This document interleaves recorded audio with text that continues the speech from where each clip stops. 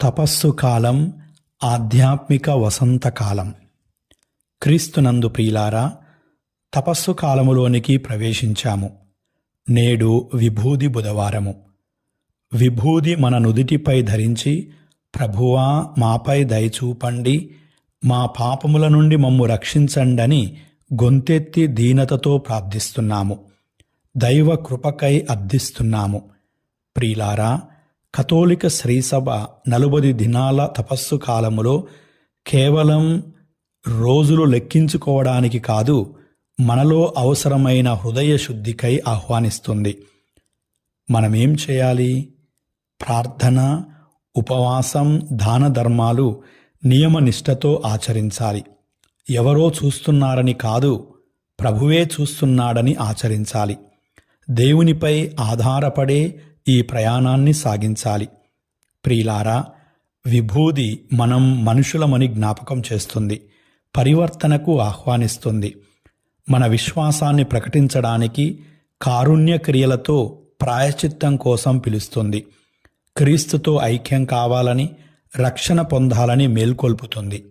పరిశుద్ధ లియో పోపు గారు వినండి, ఉపవాసం చేయండి, హృదయ పరివర్తన చెందండి అని అధికారిక సందేశంలో ప్రకటించారు. ఏం వినాలి? దేవుడు ఇజ్రాయేలీయుల ఆర్తనాదాన్ని విన్నాడు కదా. వారి దీన కేకలు ప్రభువు విన్నాడు, వారికి విమోచననిచ్చాడు. మన మధ్యనున్న ప్రజల బాధామయ కేకలు మనం వినాలి. వారి కోసం మనమేం చేయగలం ఆలోచించాలి. దేవుని వాక్కు మన హృదయాన్ని తాకాలి. ప్రియులారా, ఎలాంటి ఉపవాసం దేవుడు ఆశిస్తున్నాడు? ఉపవాసం శరీరానికి సంబంధించిందే కాదు. న్యాయం కోసం, నీతి కోసం ఆకలిగా ఉండండి. తోటి వారికి బాధనిచ్చే పదాలను మాట్లాడకుండా ఉండే ఉపవాసం చేయండి. దాన ధర్మాలు మన బంధాలను కలపాలి. ప్రేమించే నాగరికతను నిర్మించాలి. సమానత్వం పెంచాలి. ప్రియులారా, దేవుడు మన నుండి ఆధ్యాత్మిక నూతనత్వం ఆశిస్తున్నారు. క్రీస్తులో తిరిగి జన్మించాలి. ఇదే ఆధ్యాత్మిక వసంతకాలం. ప్రార్థన ద్వారా దేవుని స్వరం వినాలి, దేవుని ప్రేమను వినాలి. సత్క్రియల ద్వారా దేవుని ప్రేమను చూడాలి. ఉపవాసం ద్వారా దేవుని ప్రేమకు స్పందించాలి.